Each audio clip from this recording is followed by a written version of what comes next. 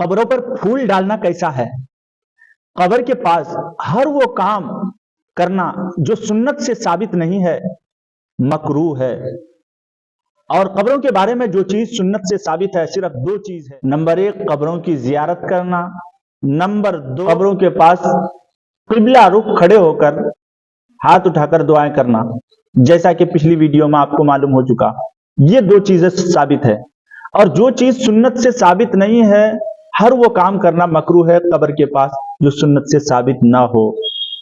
चुनांचे barrister अहनाफ इमाम Ibnul Humam रहमतुल्लाह अलैह फरमाते हैं, वयकरहु इंदल कब्र कुल्लमा लम यहिद मिन सुन्नति वल माहूदु मिनहा लैसा इल्ला जियारतिहा व दुआ इंदहा काइमन कमा कान यफअलु रसूलुल्लाह सल्लल्लाहु अलैहि वसल्लम फिल खुरूज इलल बकी।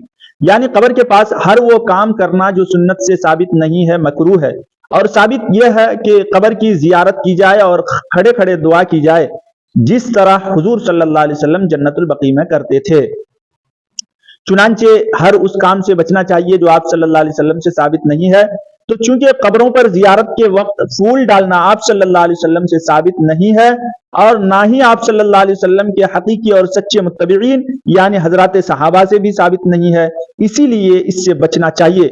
मगर बरेलवी हजरात कब्रों पर फूल डालना ये सुन्नत समझते हैं, जरूरी समझते हैं। हालांकि ना तो नबी सल्लल्लाहु अलैहि वसल्लम से ये बात साबित है और ना ही हजरात सहाबा से ये बात साबित है। जो चीज साबित ना हो उसको सुन्नत समझ लेना, जरूरी समझ लेना, जरूरी समझकर वो काम करना, यही बिदात और नाजायज है। दीन में नई चीज पैदा करना है जो सरासर बिदातों